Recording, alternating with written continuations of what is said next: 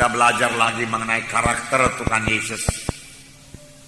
Karakter Tuhan Yesus.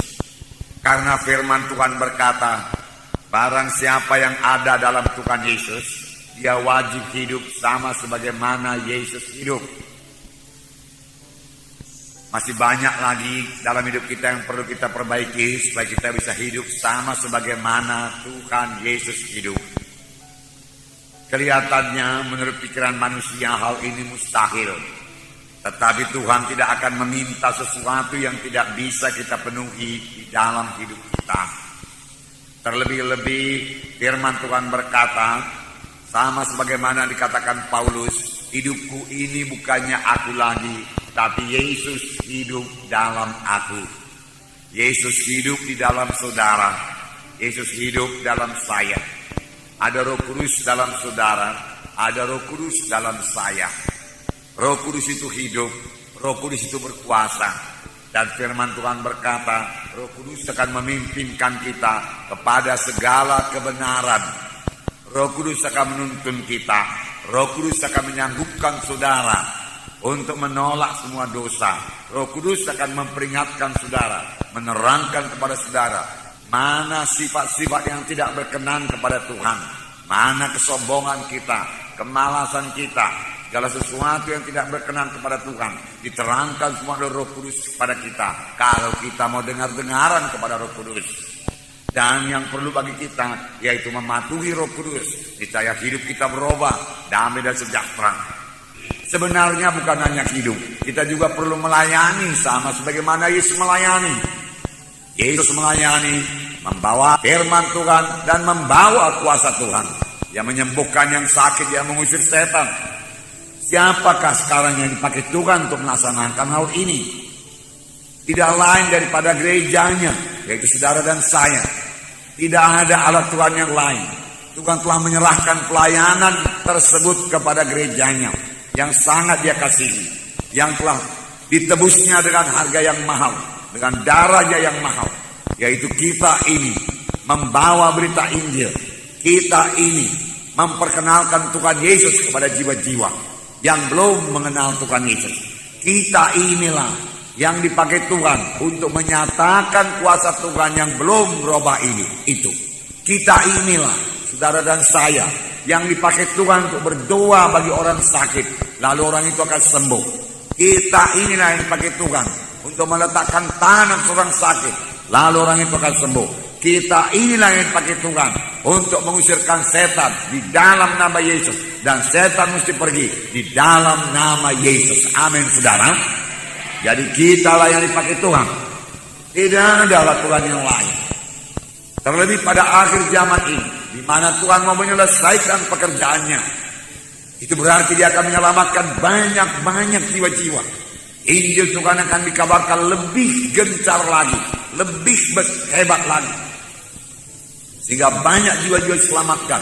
Gereja-gereja dibangunkan. Terutama bukan gedungnya yang dibangunkan, orang-orang yang dibangunkan, anak-anak Tuhan yang dibangunkan. Bertambah teguh hatinya, bertambah teguh batinnya untuk mengikut Tuhan. Tidak mudah digoda setan, tidak mudah dimimbangkan oleh busuk itu, tetapi teguh mengikut Tuhan. Nah, saudara yang kasih dalam nama Yesus, semua ini bisa kita laksanakan karena Yesus di dalam saudara, Yesus dalam kita. Amin, saudara. Jadi Tuhan Yesus ada dalam saudara. Sadarilah itu selalu. Roh Kudus dalam saudara. Sadarilah itu. Sadarilah itu.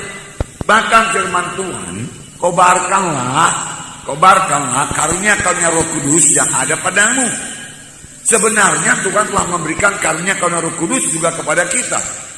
Tetapi banyak di antara anak Tuhan tidak mengobarkannya. Bahkan dia tidak tahu, dia tidak menunjukkannya. Oleh sebab itu, setiap anak-anak Tuhan harus tetap dalam persekutuan yang indah dengan Tuhan. Amin, saudara.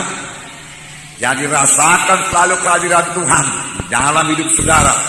Bersekutu dengannya, dengarkan suaranya. Tuhan itu Tuhan yang bersungguh-sungguh. Oleh sebab itu, kalau memang Tuhan dalam kita, semuanya kita kerjakan dengan sungguh-sungguh. Kita melayani dengan bersungguh-sungguh. Kita berdoa dengan bersungguh-sungguh. kita mengasihi dengan bersungguh-sungguh, kita mengampuni dengan bersungguh-sungguh. Amin, saudara. Hanya kehendak daging saja saudara yang menahan kita untuk bersungguh-sungguh. Nah, Tuhan Yesus bersungguh-sungguh dalam melaksanakan kehendak Bapanya. Tuhan Yesus berkata dalam Yohanes 4 ayat 34, saya membacakan kepada saudara bagaimana kesungguhan hati Tuhan Yesus. Yohanes 4 ayat 34. Saya membacakan. Yohanes 4 ayat 34. Sini dikatakan, kata Yesus kepada mereka, makananku ialah melakukan kehendak Dia yang mengutus aku dan menyelesaikan pekerjaannya. Sini dikatakan, makananku ialah melakukan kehendak Dia yang mengutus aku dan menyelesaikan pekerjaannya. Murid-murid membawa makanan kepada Tuhan Yesus. Tapi Tuhan Yesus perlu mengerjakan pekerjaan Tuhan. Dia kerjakan lebih dahulu pekerjaan Tuhan. Sehingga dia berkata, makananku yaitu mengerjakan pekerjaan Bapakku yang mengutus aku. Dia sangat sungguh-sungguh bekerja. Bahkan sampai jauh-jauh malam dia mendoakan orang yang sakit, dia menyembuhkan yang sakit. Sampai ibunya dan saudara-saudara yang berkata, dia sudah tidak waras lagi. Karena giatnya bekerja, karena sungguh-sungguh hatinya bekerja. Tuhan minta kita juga bekerja dengan sungguh-sungguh. Dalam Roma 12 ayat 11. Roma 12 ayat 11. Di sini dikatakan, Roma 12 ayat 11. Janganlah hendaknya kerajinanmu kendor, biarlah rohmu menyala-nyala dan layanilah Tuhan. Janganlah hendaknya kerajinanmu kendor, biarlah rohmu menyala-nyala, layanilah Tuhan. Di dalam hati kita ini ada semangat yang menyala-nyala untuk melayani Tuhan. Tanpa semangat yang menyala-nyala, dengan mudah kita akan menyerah dalam pekerjaan Tuhan ini. Karena pada waktu kita mulai melayani Tuhan, di situ setan mulai menaruh semua halangan-halangan supaya kita mundur daripada pelayanan. Sebenarnya kalau kita bertekun dan mohon kuasa Tuhan dan bersandar kepada Tuhan, kita pasti sanggup mengatasi semua halangan-halangan yang ditaruh setan. Hingga kita menang dalam pelayanan dan sampai kepada maksud Tuhan. Dan itu adalah hal yang paling indah dalam hidup ini. Sampai kepada kehendak dan maksud Tuhan.